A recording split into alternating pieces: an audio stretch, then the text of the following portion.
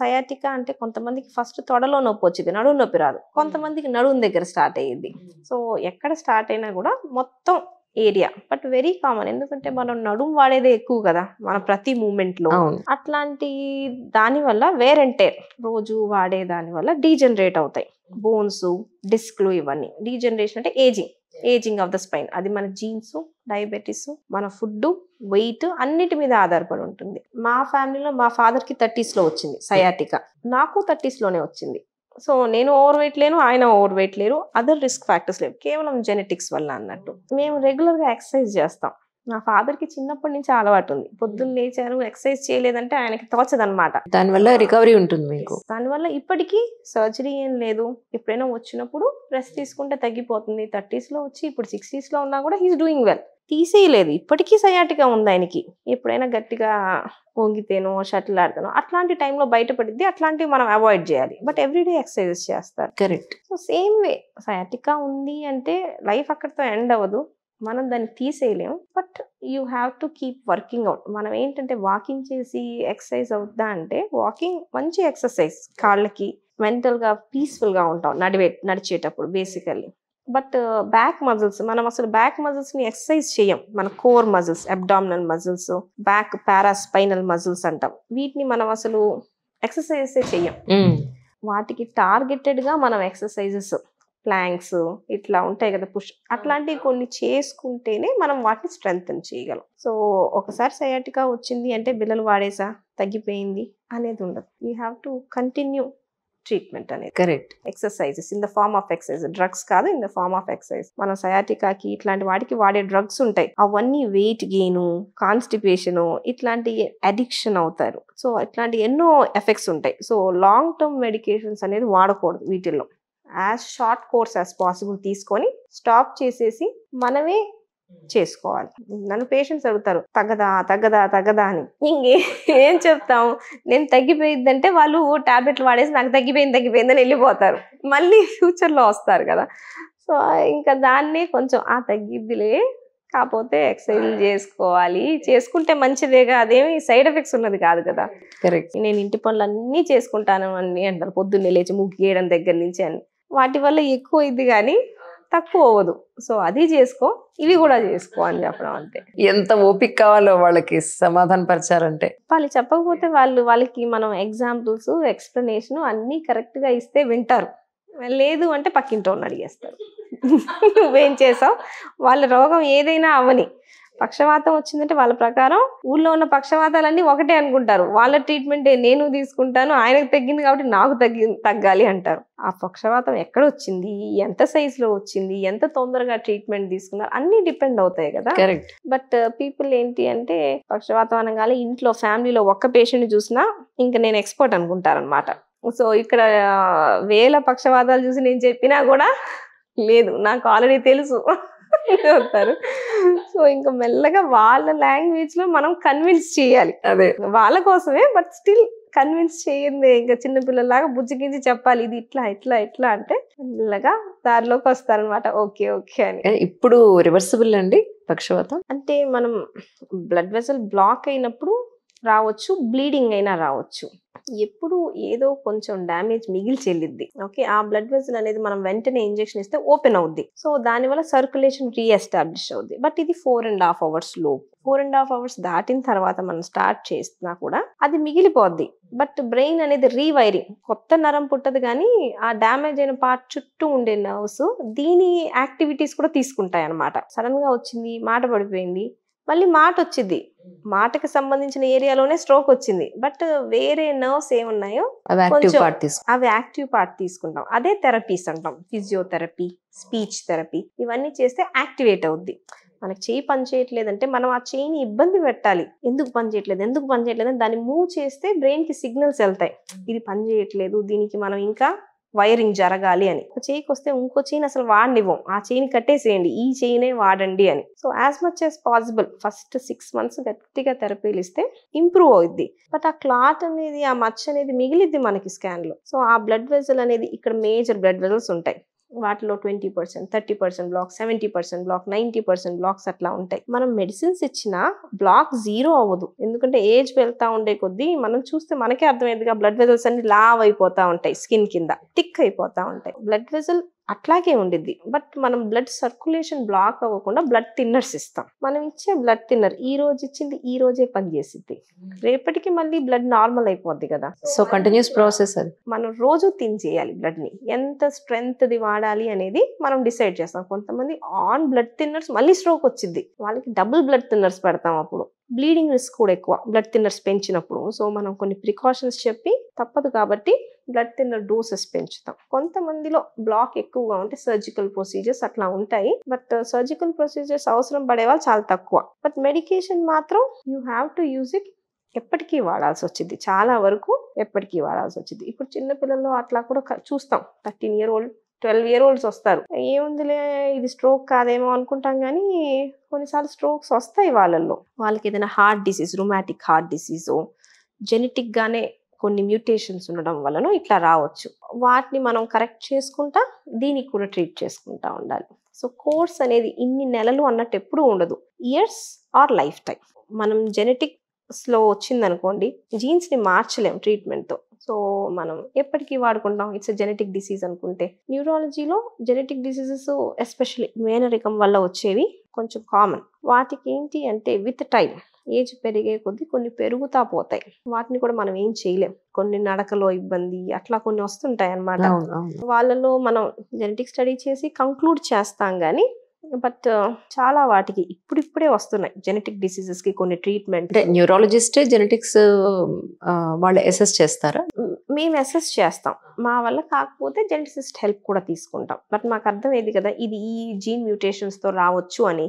So ఆ jeans కోసం testing కి పంపిస్తాం. అది అనలైజ్ చేసేది క్లినికల్ జెనెటిసిస్ట్ ఉంటారు అన్నమాట. వాళ్ళు అనలైజ్ చేసి మాకు చెప్తారు ఇది అబ్నార్మల్ గా ఉంది, ఇది అయి ఉండొచ్చు అని. అప్పుడు పేరెంట్స్ లో చెక్ చేసుకొని కన్ఫర్మ్ చేసుకుంటాం. ఒకసారి కన్ఫర్మ్ చేయడం వరకే మా పని అయిపోద్ది. తర్వాత పెట్టడానికి ఏంటంటే చాలా వాటికి ఉండదు. ఇప్పుడు కొత్తగా కొన్నిటికి వచ్చాయి ట్రీట్మెంట్, SMA అని. వాటికి ఎట్లా వచ్చాయి, దానికి ట్రీట్మెంట్ 12 కోట్లు, వన్ టైం థెరపీ 12 crores. ఎవరు పెట్టుకోగలరు? Oh my God. Government support చేసిందంటే దానికి ట్యాక్స్ కి ఇంకో 4 కోట్లు అని చెప్పారు. సో 16 crores చేశారు. అట్లా క్రౌడ్ ఫండింగ్ అట్లా కొంతమంది బేబీస్ లో అట్లా జస్ట్ 1-2 డిసీజెస్ కే వచ్చాయి ఇంకా. But it's a good sign. 1-2కి వచ్చినా కూడా విత్ టైం కాస్ట్ తగ్గిపోద్ది, విత్ టైం మల్టిపుల్ డిసీజెస్ కి రావచ్చు అన్నట్టు. సో హోప్ఫుల్ ఫ్యూచర్ లో జెనెటిక్స్ కి ఏమైనా చేయొచ్చు, కానీ ఇప్పటివరకు అయితే మాత్రం అందరికీ అదే చెప్తాం, మేనరికం వీలైనంత వరకు. అది అందరికీ వచ్చేసింది కూడా అవేర్నెస్. ఇప్పుడైతే పెద్దగా చేసుకోవట్లేదు, ముందే జాగ్రత్త పడుతున్నారు. ఇప్పుడు ADHD కానీ ఆటిజం కానీ ఇది కూడా మీకు న్యూరోలోకే కదా వచ్చేది యాక్చువల్గా? మామూలుగా ఇవి మోస్ట్లీ చూసేది చైల్డ్ సైకాట్రిస్ట్.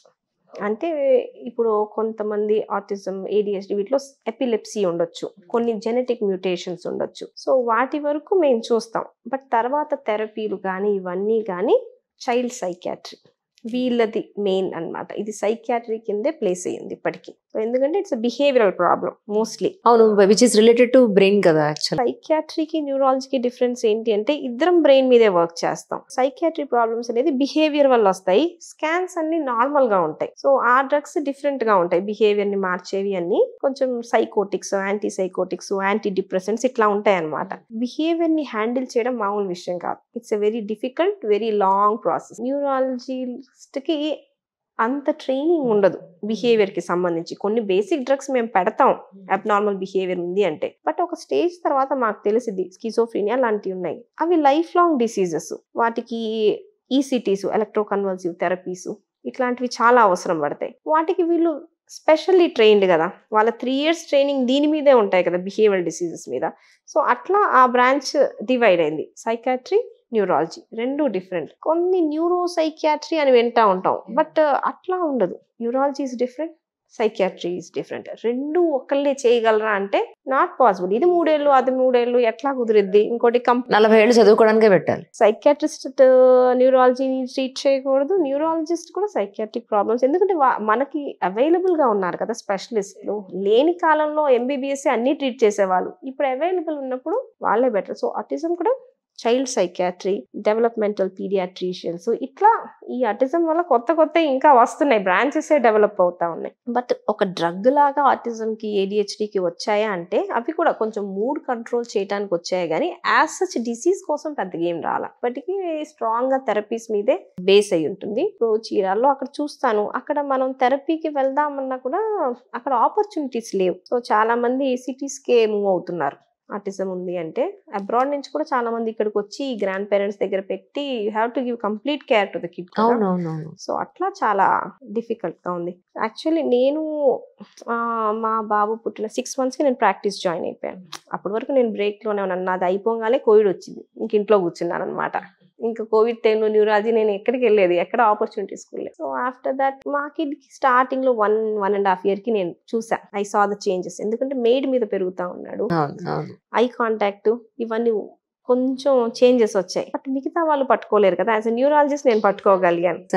సో 18 months కల్లా అసెస్మెంట్ చేసేసాము, థెరపీ స్టార్ట్ చేసేసాము, అన్ని చేంజ్ చేసాం. వెంటనే మా అత్తయ్య వచ్చేసారు, ఫ్యామిలీ మెంబర్ ఇంక ఉండాల్సిందే, we will wait 6 months. 6 months కి చేంజ్ కనిపించకపోతే నేను ఇంకా ఆపేద్దాం అనుకున్నా. I will stop working, go back, once he is better I will come back to treatment అనుకున్నా. లక్కీలీ మా మదర్ ఇన్ లా వచ్చిన తర్వాత మా డ్రైవరు, వాడిని చూసుకోవటానికి ఒక లేడీ, వీళ్ళందరి పని అదే అనమాట, వాడిని ఎంగేజ్ చేయడం.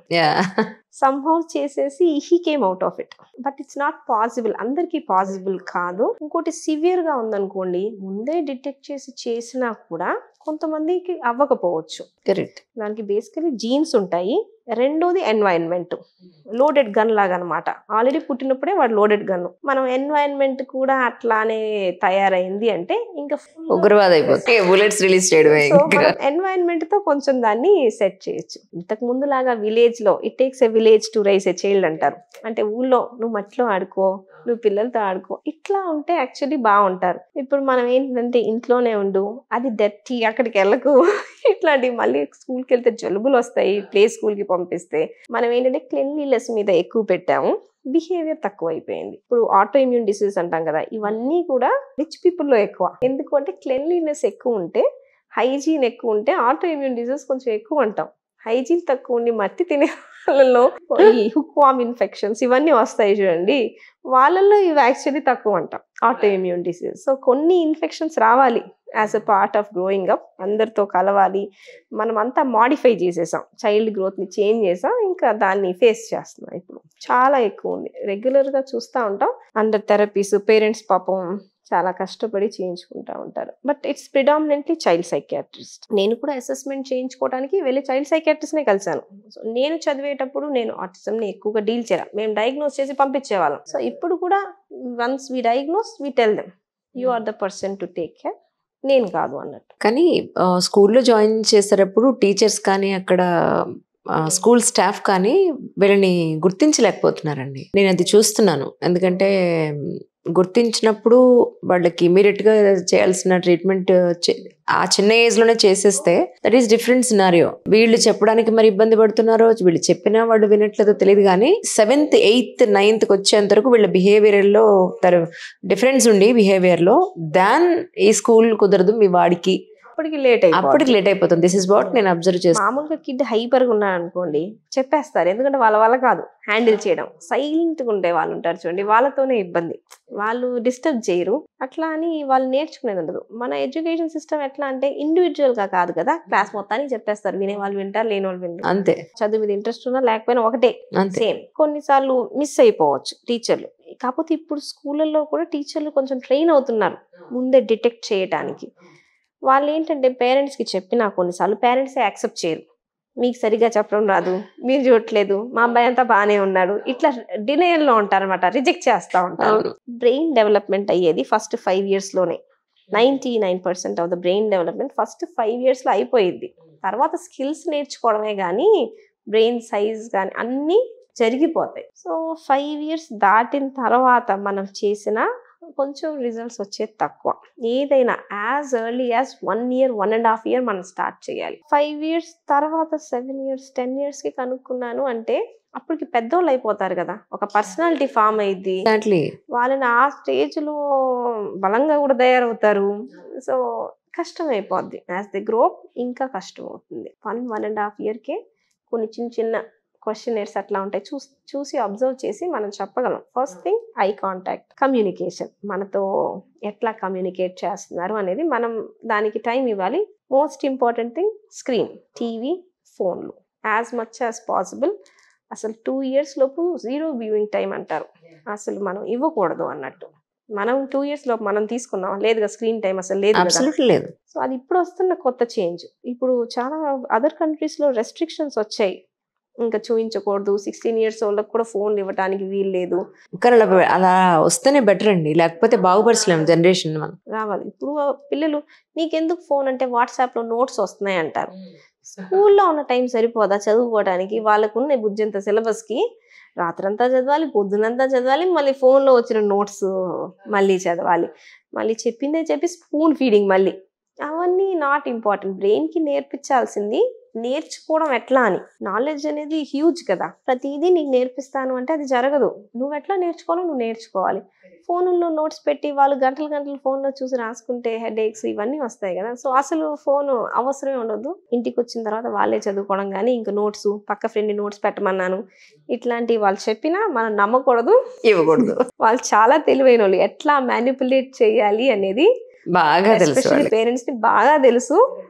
సో మనం వాళ్ళకన్నా స్మార్ట్ అయి ఉండాలి. టెక్నాలజీ కూడా వాళ్ళు తెలిసినంత మనం దానికి డబల్ తెలీదు, నేర్చుకోవాల్సి వస్తుంది వాళ్ళ కోసమే. యాక్చువల్లీ ఏ యాప్ లో ఏం చేస్తున్నారో తెలియదు.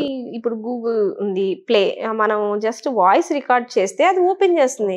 మొన్న మా వాడు ఏదో చెప్పాడు, దాంట్లో ఏదో వచ్చేసింది అనమాట. సో మనం ఎట్లా దాన్ని సెన్సార్ చేసేది? అట్లీస్ట్ టీవీ ఛానల్స్ అనుకోండి సెన్సార్ చేసి వస్తాయి, యూట్యూబ్కి వీటికి అసలు సెన్సార్ ఉండదు కదా. సో అప్పుడు ఇంకా ఇట్స్ వెరీ డిఫికల్ట్ సిచ్యువేషన్. వాళ్ళకి ఏంటంటే రాయాల్సిన అవసరం కూడా లేదు, అక్షరాలు కూడా రావు, అయినా వాళ్ళు వాడుకోవచ్చు. దాన్ని చాలా విజిలెంట్గా ఉండాలి. వాళ్ళు అసలు స్క్రీన్ ఓపెన్ చేశారు అంటే అండర్ సూపర్విజన్ పక్క నుండి ఒక కన్ను వేయాలి, ఏం చూస్తున్నారు అనేది. అది తీసుకెళ్ళిపోద్ది, ఎక్కడెక్కడికో తీసుకెళ్ళిపోద్ది.